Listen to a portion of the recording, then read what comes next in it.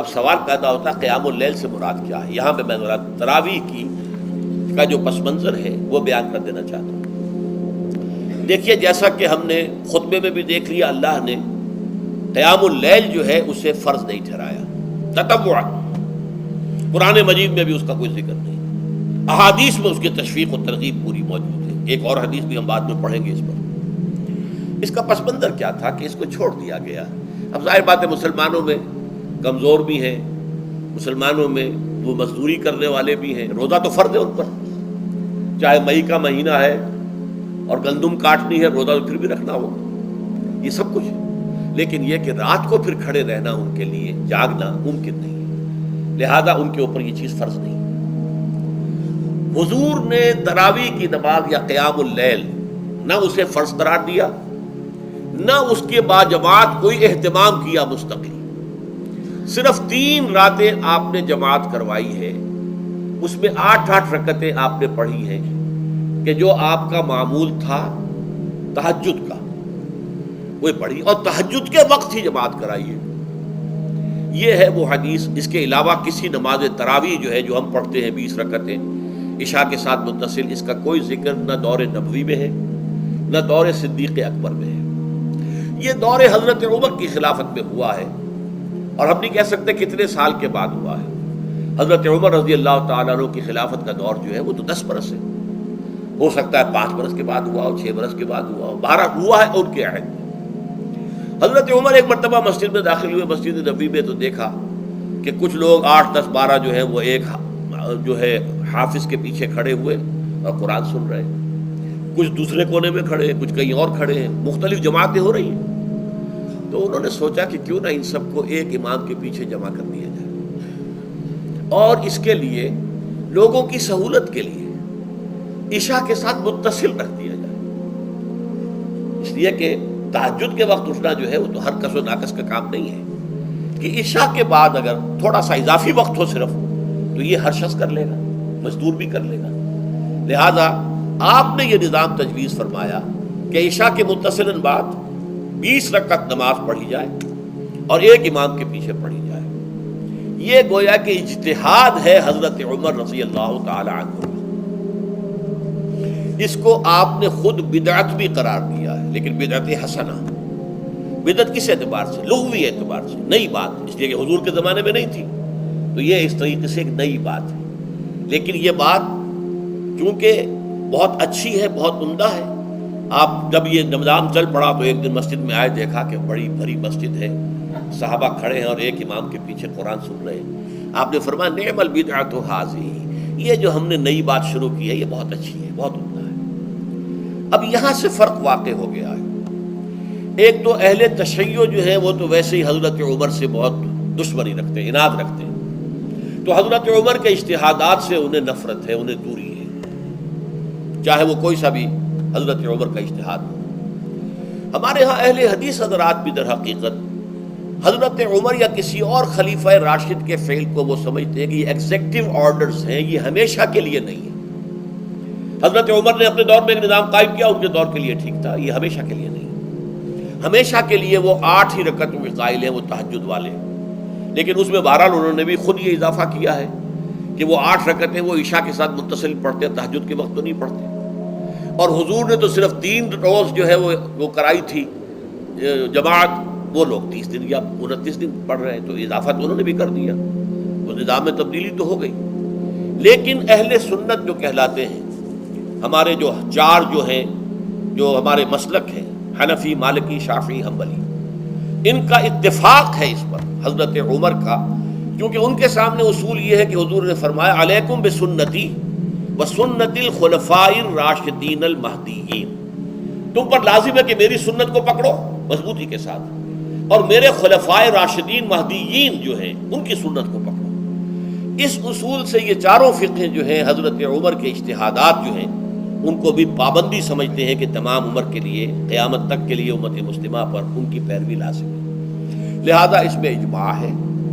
اور یہاں تک کہ یہ سب سے آخری جو اس میں مسلک پیدا ہوا ہے زمانی اعتبار سے، سب سے پہلے مسلک جو ہے حنفی پیدا ہوا ہے، پھر مالکی پیدا ہوا ہے، پھر شافعی پیدا ہوا ہے، اور پھر حنبلی آخری ہے۔ اور امام احمد ابن حنبل بہت بڑے محدث بھی ہیں. مسند احمد ابن حنبل جو ہے وہ بہت بڑی کتاب ہے، بہت اہم کتاب ہے، جامع کتاب ہے. تو ان کے ہاں بھی 20 رکعتیں ہیں. چنانچہ حرمین شریفین میں، سعودی عرب میں، مکے اور مدینہ منورہ میں جو نماز تراویح ہوتی ہے اس کی 20 رکعتیں ہیں. لیکن اہل حدیث حضرات جو ہے وہ اس 8 کے اوپر اکتفا کرتے ہیں. بہرحال یہ ایک اختلاف ہے جو میں نے اس کا پس منظر بیان کر دیا. لیکن اس 20 رکعت نماز سے ادا کرنے سے، جو کہ زیادہ سے زیادہ 50 منٹ یا 1 گھنٹہ لگتا ہے، اس سے وہ قیام اللیل کا حق ادا نہیں ہوتا. قیام اللیل کا تو کچھ اور ہی تقاضا ہے. قیام کسے کہتے ہیں؟ یہ سورہ مزمل سے واضح ہوتا ہے. یا ایھا المزمل قم اللیل الا قلیلا نصفہ او انقص منہ قلیلا او زد علیہ ورتل القرآن ترتیلا. آدھی رات یا آدھی رات سے کچھ کم، یعنی تہائی رات، یا آدھی رات سے کچھ زائد، 2 تہائی رات، یہ ہے قیام اللیل. چنانچہ سورہ مزمل ہی کی آخری آیت جو دوسرا رکوع مشتمل ہے جس پر، اس میں صاف کہہ دیا گیا ان ربک یعلم انک تقوم ادنی من ثلثی اللیل ونصفہ وثلثہ وطائفۃ من الذین معک. اے اللہ کے نبی، اللہ خوب واقف ہے کہ آپ بھی اور آپ کے ساتھ ایک جماعت بھی رات کو کھڑی رہتی ہے، 2 تہائی رات یا آدھی رات یا 1 تہائی رات. تو یہ سارا معاملہ جو ہے قیام اللیل کا، گویا کہ کم سے کم 1 تہائی رات پر اس کا اطلاق ہو سکے گا، یہ نہیں کہ 1 گھنٹے. اب اس کے ضمن میں دیکھیے حدیث پڑھیے. تیسری حدیث ہے ان عبداللہ ابن عمرو ابن العاص رضی اللہ تعالی عنہ. یہ وہی عبداللہ ابن عمرو ہے جن کی میں نے آپ کو حدیث پہلے سنائی ہے. یہ ساری رات کھڑے رہتے تھے، پوری رات، اور ہر روز روزہ رکھتے تھے، جس پر حضور نے منع کیا، لا تفعل، مت کرو ایسا. رضی اللہ عنہما، یہ خود بھی صحابی ہیں اور ان کے والد عمرو بن العاص بھی صحابی ہیں. ان رسول اللہ صلی اللہ علیہ وسلم قال، کہ اللہ کے رسول صلی اللہ علیہ وسلم نے فرمایا الصیام والقرآن یشفعان للعبد. روزہ اور قرآن بندے کے حق میں شفاعت کریں گے. یقول الصیام، روزہ یہ عرض کرے گا اللہ کی جناب میں، اے رب پروردگار، انی منعتہ الطعام والشہوات بالنہار، میں نے تیرے اس بندے کو دن کے دوران کھانے پینے سے اور اپنی شہوت کا تقاضا پورا کرنے سے روکے رکھا، یہ میری وجہ سے روکا رہا، تو میری شفاعت اس کے حق میں قبول فرما. فشفعنی فیہ، میری شفاعت اس کے حق میں قبول فرما. ویقول القرآن، قرآن کیا کہے گا؟ منعتہ النوم باللیل، میں نے اسے رات کے وقت سونے سے، نیند سے روکے رکھا. فشفعنی فیہ، تو اس کے حق میں میری شفاعت قبول فرما. حضور فرماتے ہیں فیشفعان، ان دونوں کی شفاعت قبول کی جائے گی. یہ ہے قیام اللیل.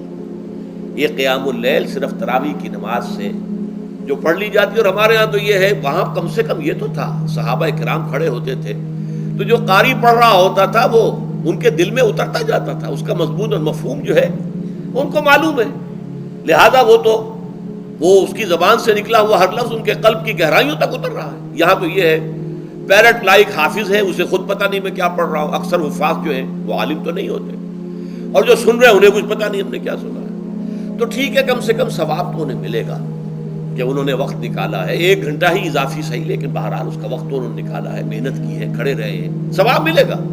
لیکن جو مقصد ہے وہ حاصل نہیں ہوتا.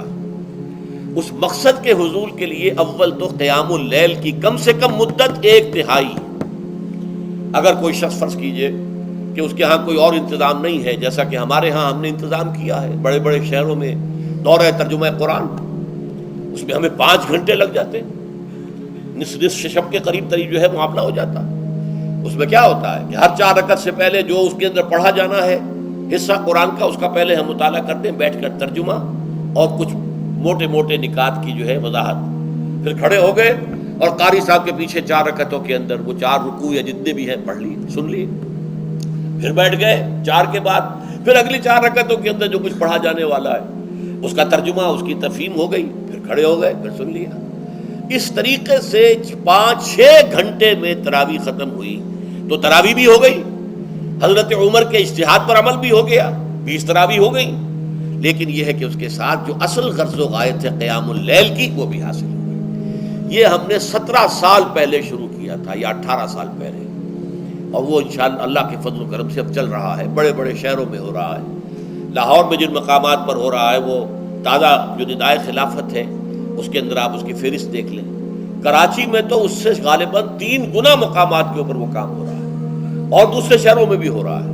تو اس سے در حقیقت وہ غرض و غایت، وہ حکمت جو ہے پوری ہوتی ہے کہ یہ دونوں چیزیں پیرلل ہیں.